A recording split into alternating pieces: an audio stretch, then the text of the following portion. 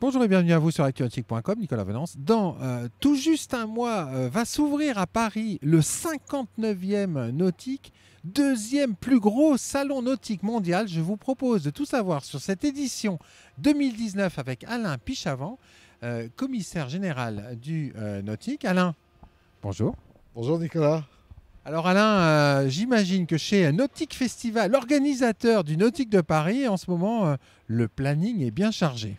Ah oui, je crois que depuis les salons de la rentrée, on a vraiment passé à surmultiplier et tout le monde passe beaucoup de temps et est très impliqué, hein.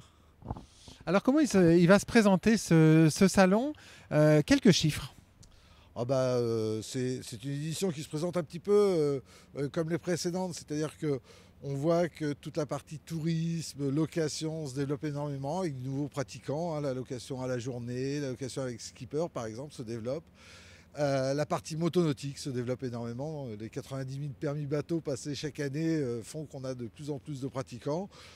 La voile, c'est un secteur qui continue son petit bonhomme de chemin avec des gens qui sont très impliqués.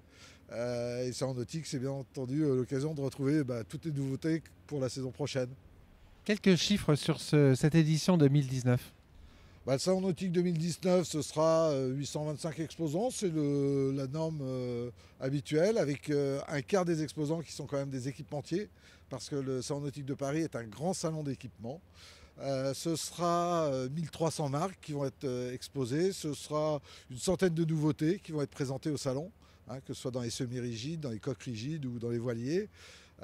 Donc beaucoup de choses à découvrir et puis un lieu d'expérience parce que c'est vrai que la consommation nautique aujourd'hui part vers de nouvelles orientations et que sans nautique doit suivre l'évolution de la société.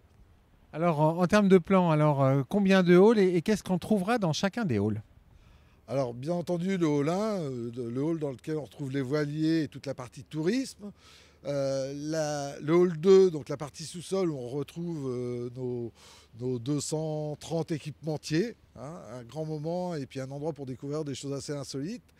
Et puis les halls, donc la partie supérieure du hall 2, le hall 3 et le hall 4, avec tous les bateaux à moteur, alors que ce soit des semi-rigides, des coques rigides et puis les motoristes, les grands motoristes, ou d'ailleurs une tendance très forte puisque le moteur hors bord prend de plus en plus de place dans le motonautisme. Alors les grands temps forts de ce salon, on a tout d'abord le concours d'innovation, ça c'est incontournable, hein, le nautisme, et c'est un secteur qui innove énormément. Ouais, je crois que l'une des valeurs justement du nautisme français, c'est son dynamisme, la recherche et le développement qui est effectué.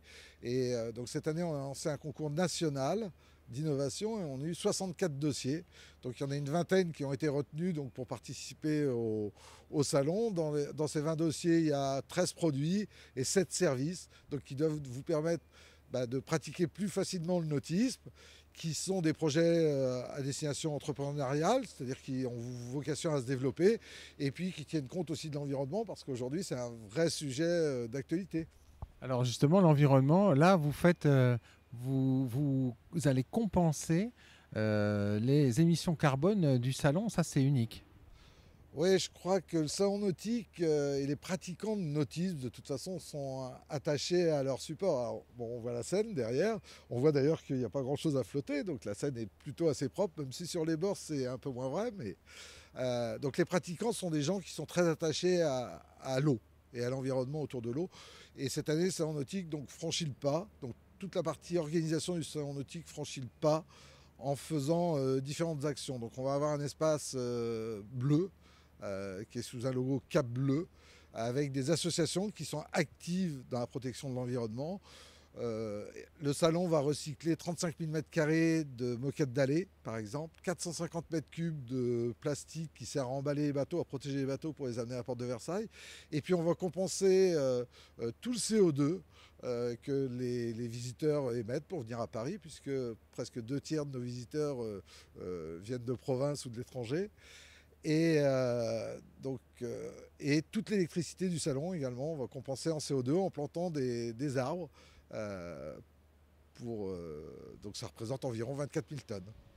Ouais, donc ça c'est une très bonne chose et qui en plus montre l'implication de la filière nautique dans le nautisme. Alors après on a les grands rendez-vous incontournables, hein, sur ce nautique de Paris. Oui, donc on parlait d'innovation, on refait un hackathon cette année. Un hackathon, donc c'est un regroupement de personnes qui réfléchissent sur un sujet donné. Et cette année, le sujet, c'est le port de plaisance de demain. Voilà, donc ils vont réfléchir pendant 24 heures. Ils vont commencer à 16 heures un jour et finir le lendemain à 16 heures. Donc ils dorment sur le salon et ils réfléchissent, ils brainstorment, ils ont sous la main tous les professionnels, donc ils peuvent travailler de façon concrète et intelligente. Et puis on a notre course de paddle, hein, la nautique paddle, donc le premier dimanche du salon, avec 1000 participants cette année qui viennent de 40 pays, il y a près de 40% de femmes. Enfin bon, un événement, un grand événement qui couronnera encore une fois, puisque c'est la dernière étape de la Coupe du Monde, le champion du monde 2019 de paddle. Qu'est-ce que vous dites en conclusion aux amateurs de bateaux et aux passionnés de la mer? Je crois que le salon nautique, ça reste l'occasion de découvrir le nautisme. Le nautisme, celui qu'ils connaissent, bien évidemment, parce que nos exposants sont des gens qui sont sur le terrain, mais celui de demain aussi, et la manière dont ça va évoluer. On a vu il y a quelques années apparaître la location entre particuliers, des choses comme ça. C'est des choses qui de toute façon se développent. Les boat clubs qui sont apparus il y a 2 ans en France se développent de plus en plus.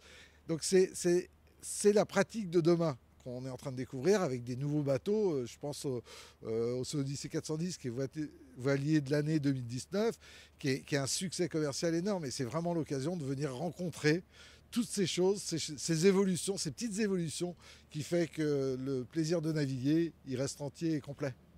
Merci beaucoup Alain et puis à dans un mois. À dans un mois, Nicolas, merci.